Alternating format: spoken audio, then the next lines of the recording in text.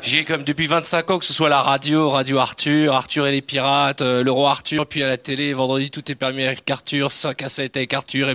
En fait, je mérite vraiment puis, ce prix. Il y a aussi la pizzeria Arthur, la crêperie Arthur, enfin il y a plein de choses. Les caleçons Arthur.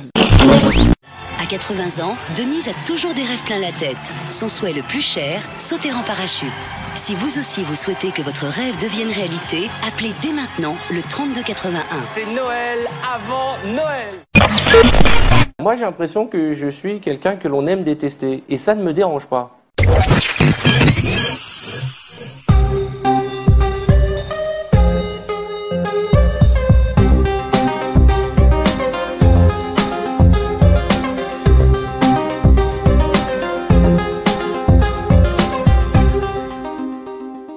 Salut et bienvenue dans Media Story. Histoire, portrait, affaires.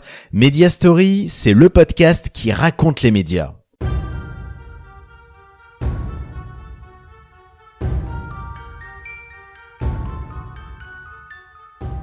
Aujourd'hui, je vous raconte l'histoire d'un enfant de la radio devenu roi de la télé et qui, dans sa carrière, s'est tout permis, c'est Arthur.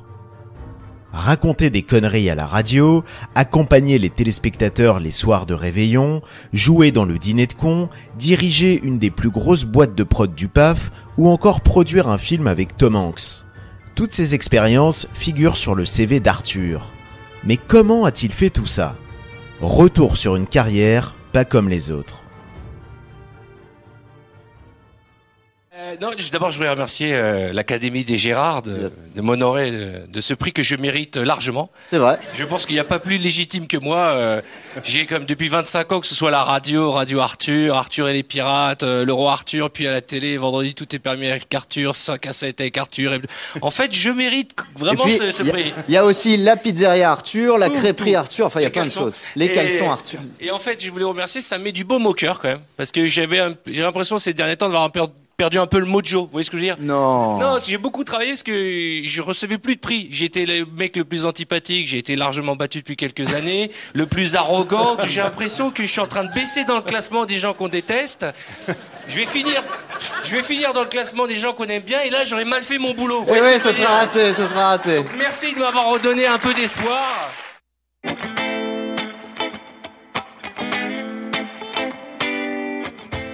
Ce soir-là du 30 mai 2016, en direct sur Paris Première, l'animateur Arthur se voit décerner le Gérard de la télé, qui a un ego tellement gros qu'il veut voir son nom écrit partout, dans le titre de son émission, brodé sur ses chemises, mais aussi gravé sur une mini gourmette qu'il porte autour du gland. Beau joueur, l'animateur vient chercher son prix sur scène et il s'en amuse. Il est vrai qu'Arthur aime bien mettre son nom dans ses émissions. Et il est vrai qu'Arthur figure souvent dans la liste des animateurs les moins aimés. Mais si Arthur n'était qu'égocentrique et antipathique, il n'aurait sans doute pas fait une carrière aussi riche dans le PAF. Fou amoureux de radio depuis son plus jeune âge, c'est derrière le micro d'une petite station locale de l'Essonne, à Radio Massipal, qu'Arthur démarre. Nous sommes en 1981, en pleine explosion des radios libres. Il n'a que 16 ans et à l'époque, il se fait appeler par son vrai prénom, Jacques. Dans l'émission Tonus, il donne des résultats sportifs. Quand la radio fusionne avec une autre, Radio Nord-Essonne, il fait partie de l'aventure. Pour l'anecdote, le patron de cette station était un certain Jean-Luc Mélenchon. Ce qui n'empêchera pas Arthur, bien des années plus tard, d'afficher publiquement son soutien à Nicolas Sarkozy. C'est sur cette petite radio que le jeune Jacques est repéré par une plus grande radio, RFM. Sauf qu'à l'antenne, il y a déjà un animateur qui s'appelle Jacques. Il décide alors de prendre un pseudo, Arthur est né. Et pourquoi d'ailleurs Arthur ? Il a été inspiré par Elie Semoun en caleçon. Et ce n'est pas une blague. En effet, à l'époque, une marque pour caleçon s'affiche en 4x3 avec une jolie blonde et un jeune homme qui n'est autre qu'Elie Semoun. Voulant se faire passer auprès de ses auditeurs pour le jeune homme en question, l'animateur se dit qu'Arthur pourrait être un bon pseudo. Arthur compte bien se faire un nom sur les ondes. Il va enchaîner les radios. Après RFM, il débarque sur Kiss FM, puis sur Skyrock. À chaque fois, il reste peu. Et puis, à la rentrée 1991, il prend les commandes du morning de Fun Radio, et c'est là que sa carrière va prendre un tournant. Pour la première fois dans l'histoire, vous êtes des millions à écouter chaque matin la même radio. Arthur, l'animateur le plus con de la bande FM. Plus tu cries fort, plus ça te fait mal, plus tu gagnes des cadeaux. Tu es prête? Ouais. Allons-y. T'en vas encore? Oui. Rassurez-vous, vous n'êtes pas les seuls à vous dire quel con. Il adopte un style très provocateur et propose des jeux vulgaires, comme l'orgasmotron où une auditrice doit simuler un orgasme. Résultat, son morning fait un carton chez les ados. Et il s'affiche à son tour en 4x3 avec un slogan qui va marquer les esprits, Arthur, l'animateur le plus con de la bande FM. En plein succès, il quitte la radio musicale pour rejoindre Europe 1 qui lui charge de contrer les grosses têtes et de rajeunir son audience. Dans Arthur et les pirates, chaque après-midi, l'animateur et sa bande, Princesse Jade et Maître Lévy, son sniper qui l'accompagnera dans toutes ses aventures radiophoniques, déconnent à plein tube. Désormais devenu une star de la radio, Arthur se lance dans l'aventure de la télé.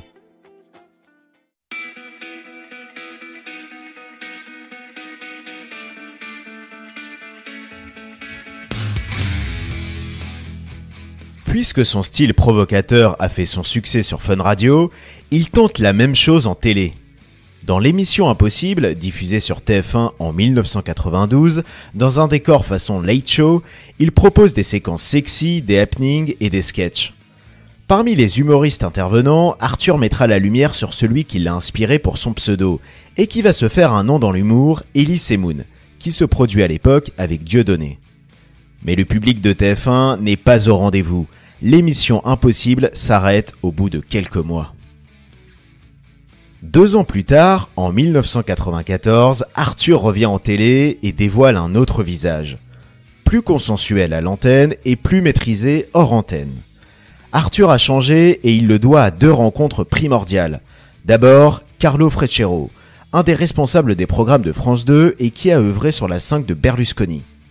Il l'a amené en Italie pour lui montrer le type de programme qu'il pourrait animer, à savoir des émissions familiales.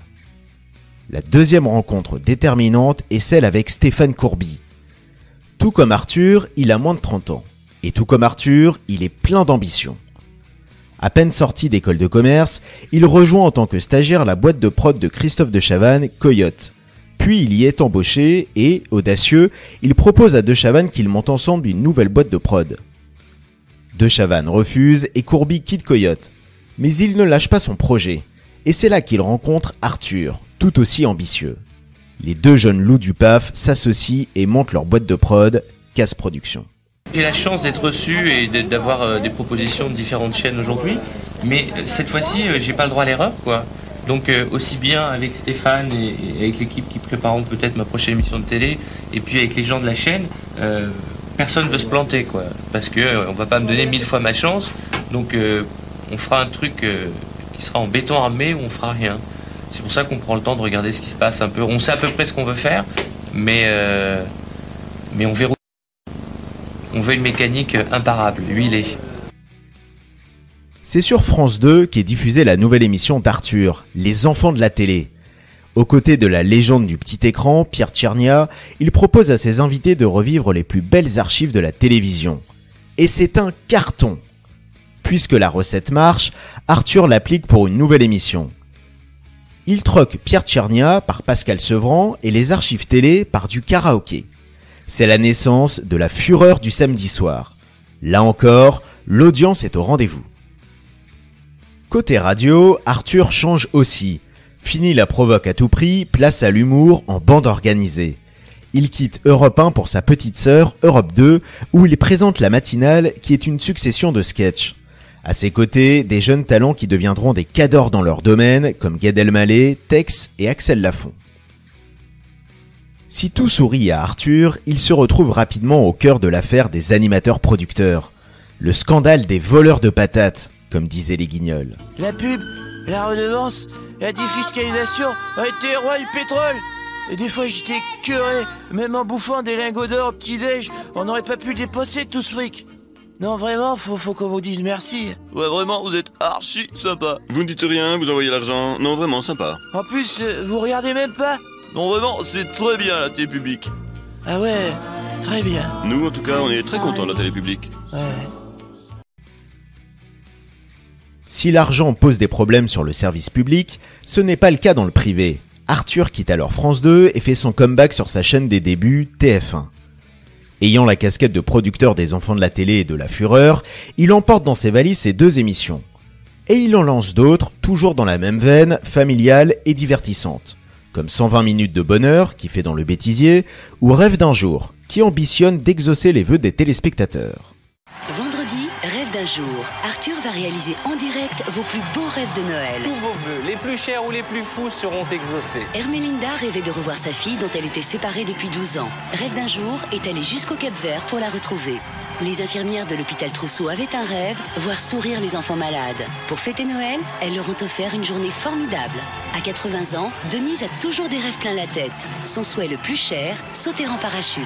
Si vous aussi vous souhaitez que votre rêve devienne réalité, appelez dès maintenant le 3281. C'est Noël avant Noël. Rêve d'un jour, vendredi en direct à 20h50 sur TF1.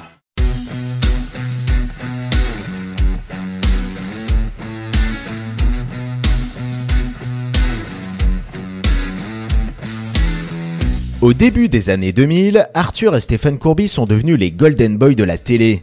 Courby dans l'ombre, Arthur dans la lumière. Leur boîte de prod tourne à plein régime.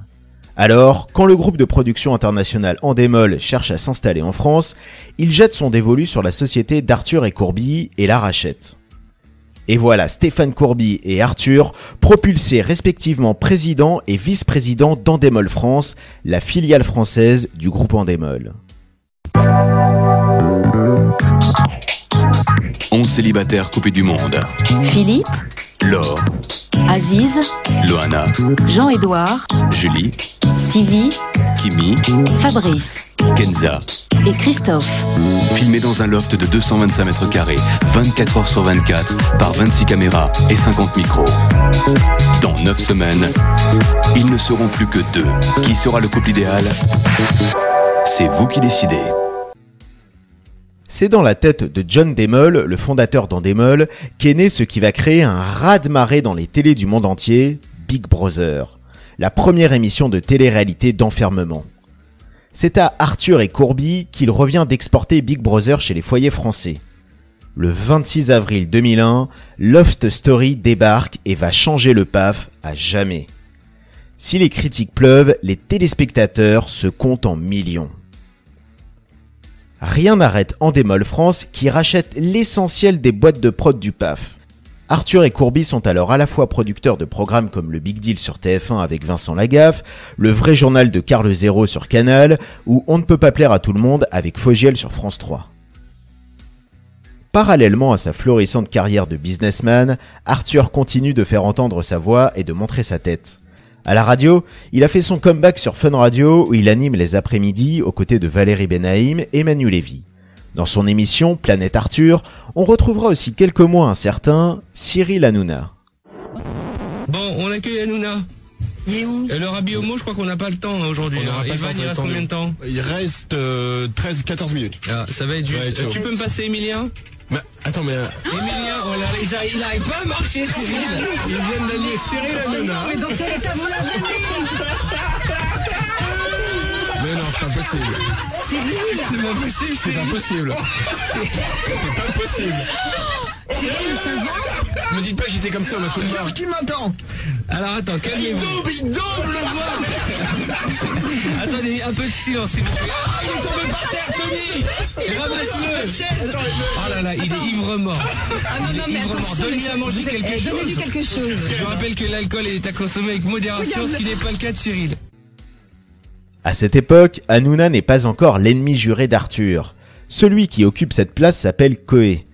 L'autre animateur radio star chez les ados est annoncé au morning de Fun Radio pour la rentrée 2004. Hors de question pour Arthur, encore en contrat avec la radio, qui réclame haut et fort dans son émission que la direction le laisse quitter la station. Il obtient gain de cause et rebondit quelques semaines plus tard sur Europe 2 où il ressuscite sa mythique émission Arthur et les pirates. Pour marquer le coup, il réalise la plus longue émission de radio du monde, 33 heures. En bon rival, Coé battra son record dans la foulée en tenant le micro 35 heures. Un peu plus d'un an plus tard, début 2006, l'auto-proclamé roi de la radio quitte Europe 2, mettant un terme à plus de 20 ans de règne sur les ondes. En revanche, Arthur n'a pas laissé tomber la petite lucarne. En plus d'animer toujours avec succès les enfants de la télé, ainsi que les soirées du réveillon, il fait les belles heures de l'Access de TF1. Chaque soir depuis début 2004, dans le jeu Apprendre ou à laisser, il fait passer les candidats du rire aux larmes et inversement. Sans effort intellectuel ni physique, les participants peuvent repartir avec jusqu'à 500 000 €. Et pour ça, il suffit juste d'ouvrir des boîtes. Mais attention aux déceptions, car les candidats peuvent quitter l'émission avec 1 centime. Aura-t-elle le courage d'aller chercher ces 500 000 € qui nous font rêver tous ? Parce que moi, je ne sais pas ce qu'il y a dans cette boîte, mais je sais qu'une seule chose, c'est que plus vous gagnez d'argent dans Apprendre ou à laisser, plus je rentre heureux chez moi. Plus vous repartez avec de l'argent, plus je sais que vous en faites profiter vos proches. Et c'est ça qui me plaît, c'est ça qui me donne l'envie d'enregistrer tous les jours avec vous, qui êtes si généreux dans cette aventure que nous vivons ensemble depuis quelques mois. Parce qu'il en veut toujours plus, après les médias, Arthur tente une nouvelle expérience, la scène. Un pari osé pour l'animateur que l'on aime détester. Il entend se dévoiler plus personnellement, d'où le nom de son one-man, Arthur en vrai. Moi, le petit bisou du matin, je l'évite. Je l'esquive. Au saut du lit, je suis Mohamed Ali. Vous voyez, quand on me pose une question, il faut surtout pas qu'il y ait de l'air qui sorte de ma bouche. Alors je réponds en aspirant. Quand Estelle me dit ça va, tu as bien dormi ? Oui, très bien. Tu as fait des beaux rêves ? Oh, oui, oui, oui. Tu veux qu'on aille se promener ? En fait, j'étais persuadé que j'avais une super bonne haleine. Jusqu'à un matin, au réveil, ma femme m'a dit tiens, je crois que la chienne a dormi dans la chambre. Que l'on aime son humour ou pas, il faut reconnaître que son spectacle fonctionne bien. À tel point qu'Arthur a attrapé le virus de la scène. Celui qui s'était fait connaître comme l'animateur le plus con se produit en 2007 dans l'iconique pièce Le Dîner de cons. Il endosse le rôle de Pierre Brochant et Danny Boone celui de François Pignon. Là encore, c'est un succès.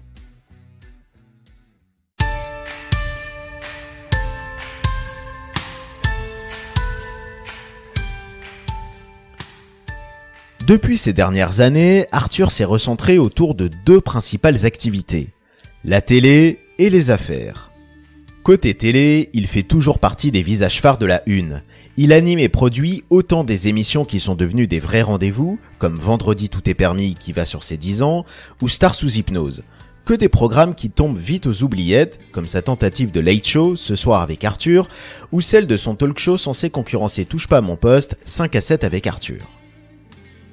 S'il a quitté Endemol en 2006, Arthur a conservé sa casquette de producteur. Il a monté en 2010 sa propre boîte de prod, Satisfaction. I used to be co-CEO of Endemol France. I was owning Endemol France with my ex-partner Stéphane Courby. And since 2010 we created a new co named Satisfaction, and we decided to focus only on entertainment and funny and feel-good TV shows. Comme à l'époque d'Endemol, il a racheté plusieurs sociétés de production, faisant de son entreprise le premier producteur indépendant en France. Une belle perf, même si son ex-comparse, Stéphane Courby, a fait encore plus fort avec sa société Banijé en rachetant le groupe Endemol, devenant alors le producteur télé numéro 1 dans le monde. Côté business, Arthur voit plus large que les médias. Il s'est certes offert sa radio en rachetant WeFM en 2008, mais il l'a revendue en 2019. Ce que l'on sait moins, c'est que l'homme d'affaires investit surtout dans d'autres secteurs, comme les dosettes de café, les biotech, les jus de fruits, les fameux avertisseurs de radar de la société Coyote, ou encore l'immobilier. Arthur a aussi mis un pied dans le ciné. En 2006, il a lancé sa société de production cinématographique. Son premier film produit, Cyprien, avec Elise Moon dans un rôle caricatural de geek, sera un cuisant échec. Cyprien recevra tout de même un prix, celui du Gérard du plus mauvais film. Les filles ne le comprennent pas. Une petite mise à jour? Mais je suis au téléphone là. Une petite mise à jour? Une petite mise à jour. Non. Puis-je te poser une question personnelle et intime? Quoi? Est-ce que tu rebootes en mode sans échec? Attends, j'ai rien compris là. Attends, j'ai un petit truc à finir là. Cyprien, tu peux finir le sandwich, la poubelle est pleine. Cyprien, tu peux mettre les doigts dans la prise, on n'est pas sûr qu'il y ait du courant. Mais la vie va lui donner un coup de main. Il va devenir... Oh mon Dieu, qu'est-ce que c'est que cette tête? Dans un autre style, Arthur a coproduit 2 films américains, dont Il n'est jamais trop tard avec Tom Hanks et Julia Roberts. Toute sa carrière, Arthur a su jouer pleinement sur de nombreux tableaux en dévoilant une facette différente. Que ce soit à la radio, où il a joué à fond la carte de l'animateur show-off, à la télé, où il montre un visage plus lisse, qui aime s'entourer des humoristes et célébrités du moment, et dans les affaires, où il s'avère être redoutable. S'il peut se targuer d'être l'un des rares animateurs à officier depuis plus de 25 ans sans discontinuer sur la même chaîne, et que la plupart de ses émissions réalisent de bonnes audiences, paradoxalement, il figure dans la liste des personnalités du petit écran les moins appréciées. Est-ce la faute à son insolent succès? Il est vrai que dans un pays qui n'aime pas valoriser la réussite et où gagner beaucoup d'argent est mal vu, Arthur coche les 2 cases. Et quand par exemple il s'exile en Belgique, où l'on se doute bien que c'est plus pour raisons fiscales que par goût des frites et de la bière, ça ne l'aide pas pour son image. Mais finalement, Arthur a appris à prendre ses distances avec ce qu'on peut penser de lui. Et cela explique sans doute en partie sa longévité dans le PAF. Au final, j'ai l'habitude d'en prendre énormément dans la tronche. Mais comment vous expliquez? Parce que vos émissions marchent et on critique beaucoup par ailleurs. Moi, j'ai l'impression que je suis quelqu'un que l'on aime détester. Et ça ne me dérange pas.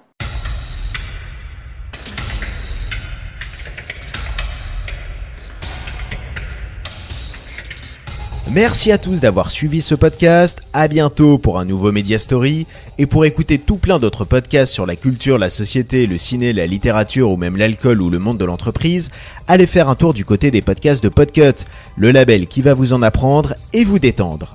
Vous retrouverez tout le catalogue de Podcut sur notre site podcut.studio.